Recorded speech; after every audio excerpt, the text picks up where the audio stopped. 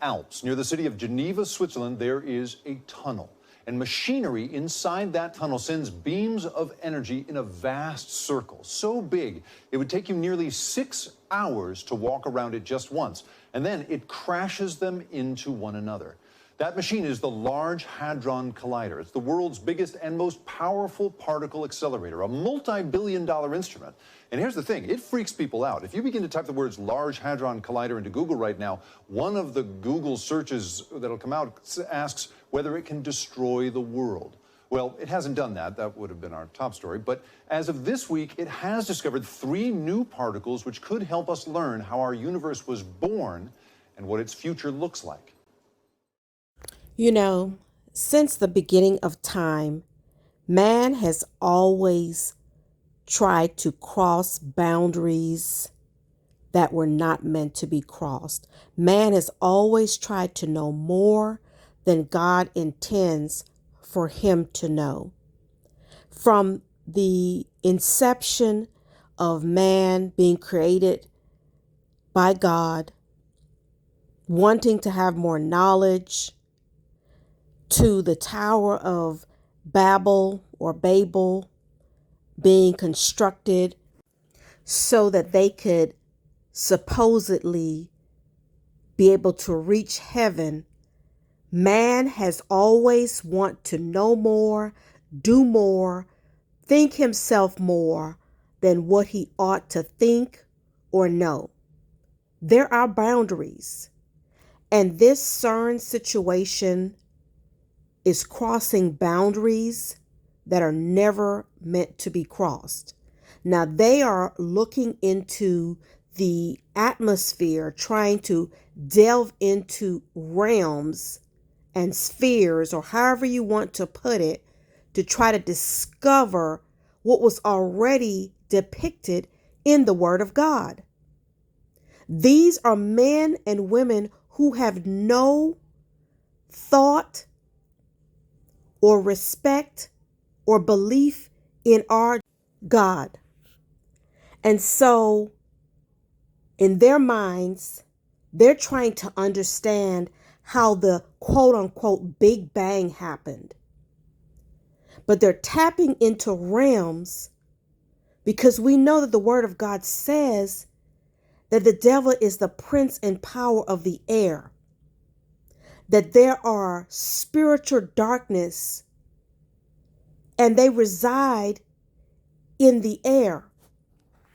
And so here we have men and women tapping into realms that are never meant to be crossed or tapped into. These are wicked people. They have no belief in God because science is their God. They believe in the God, little g God of science. They don't believe in Creator God, the God who is Alpha and Omega, who is the beginning and the end, the first and the last, who is higher, the Most High God. They believe in their God of science and their theories about the Big Bang.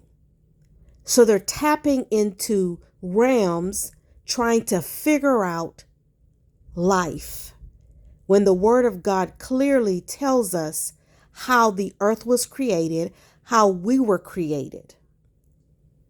So what do?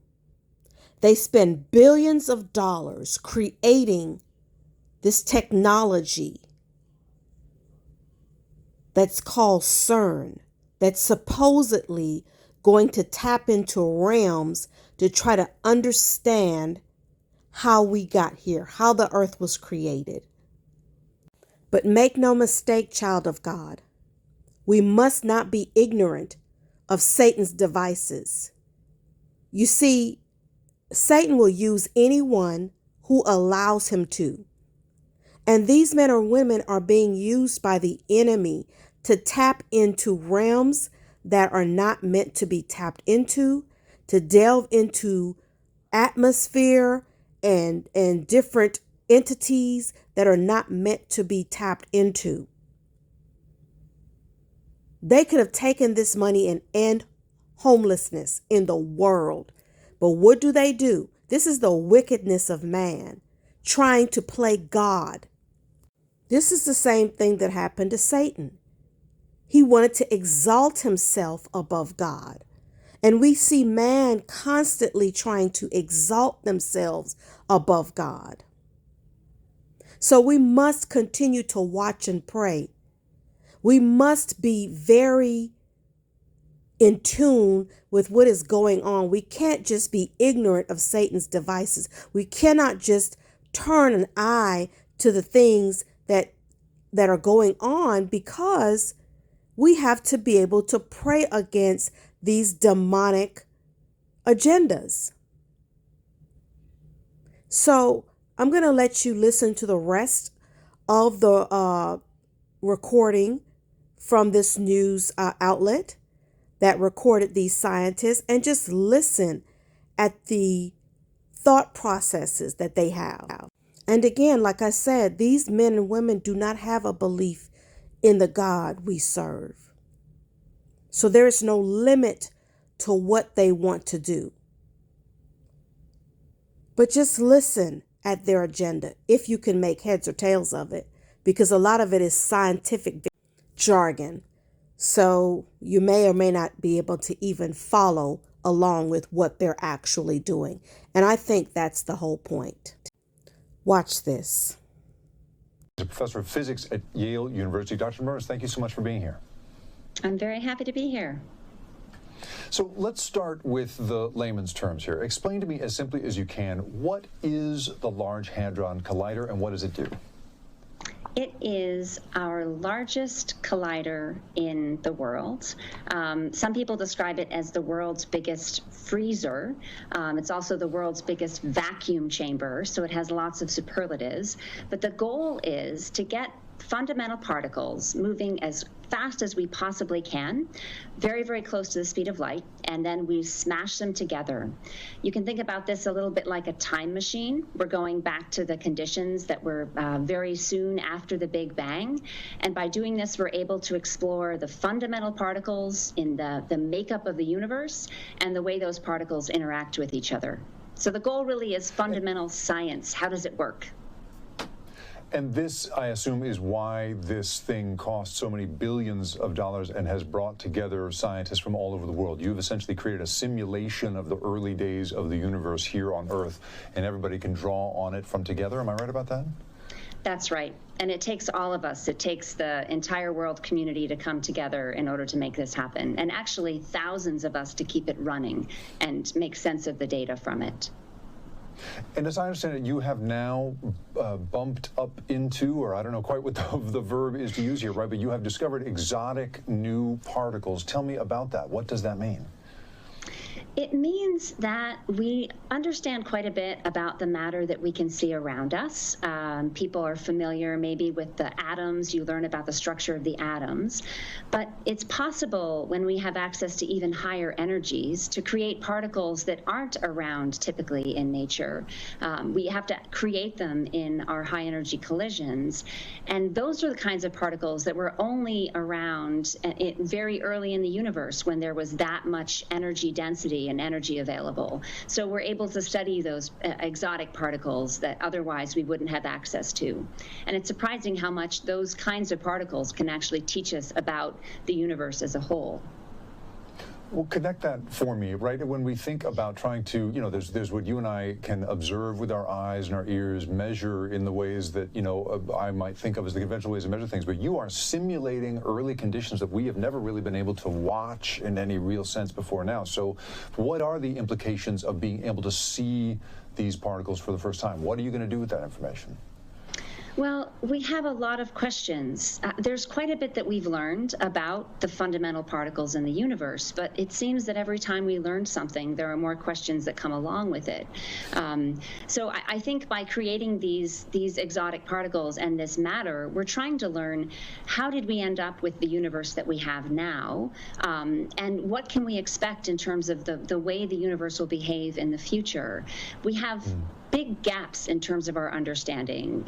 When we look actually at the entire mass energy content of the universe, it's only about 4% that we can claim to have a solid understanding of within our models. So we have really big questions that we're trying to answer through these kinds of investigations. A physicist once said to me that essentially our understanding of the universe is mostly built on these sort of theoretical ideas, that we've created this kind of rickety structure and then put a bunch of science up on top of it, and now we're trying to fill it in underneath. It feels to me like you are in some way, thanks to the Large Hadron Collider, able to click in some of these sort of structures underneath all of what has been theoretical understanding before now. That's absolutely true, and that's a piece of the fun. But even more fun is the fact that the structure that we've built, this theoretical model of the universe, we know is incomplete. We know that there are problems with it. So I wouldn't say we're trying to prop it up. I would say we're trying to find the gaps and probe those pieces that don't seem to make sense to us, so that we can build up a better structure and a better model of how the universe works.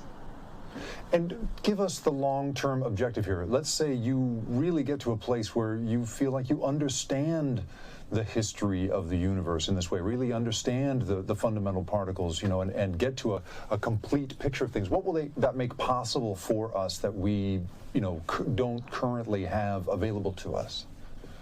Wow, it's hard to even imagine. I feel so far from that point. It's hard to even imagine standing at that point where I understand the fundamental makeup of the universe. But I think getting to that point would be just a huge achievement for us as human beings, understanding that aspect of you know, how the world around us works. It would give us a tremendous amount of information about our future.